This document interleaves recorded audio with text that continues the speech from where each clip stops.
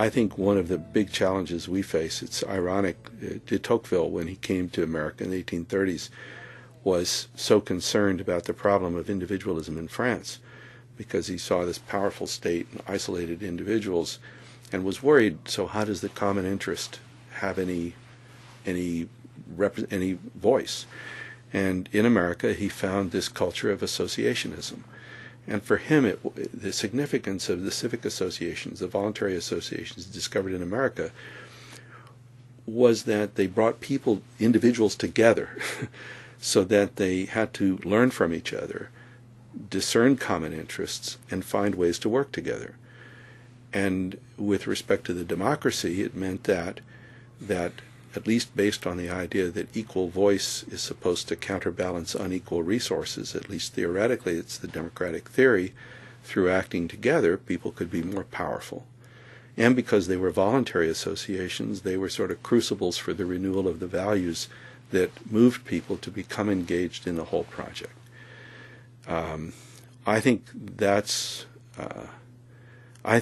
figuring out how we do that in today's world is a huge challenge, because so much in our culture is simply driving people apart, creating greater stratification, fragmentation, inequalities of wealth, inequalities of circumstance. And we're taking our public institutions, like schools, and turning them into little tiny factories that are different.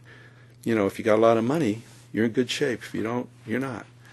And that's so counter to the whole spirit of democracy and what it's about.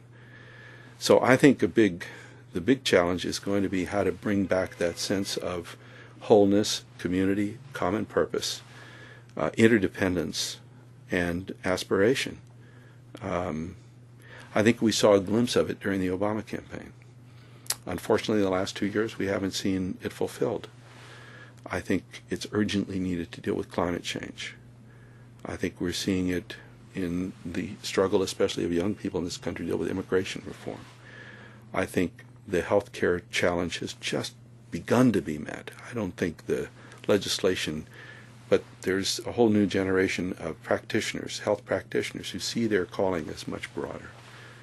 The problems of social inequality and, of course, global. So, but I think it comes back to the same basic things. It's about accepting responsibility. It's about enabling others to achieve purpose. It's about recognizing the challenges of uncertainty. It's about developing skills of leadership, of motivation, of strategy and action. And for me, the whole thing is summed up by the 3 questions of Rabbi Hillel, the first century scholar who wrote in the Wisdom of the Fathers. He said, when you're considering what to do, there's 3 questions to ask yourself. First, if I am not for myself, who will be for me?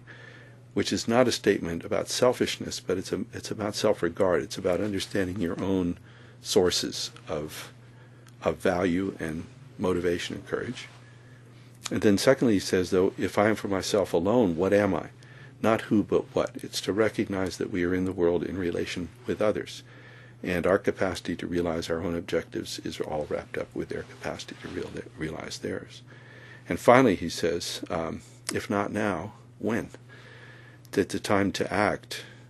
It's not a counsel to jump off a cliff, but it's the idea that unless you get into action, you find the courage to act, there's no way you can begin to learn what you need to learn in order to solve the problems on behalf of which you are acting. So that's been around as an idea for about 2,000 years. So I think that's what we need to continue to get better at.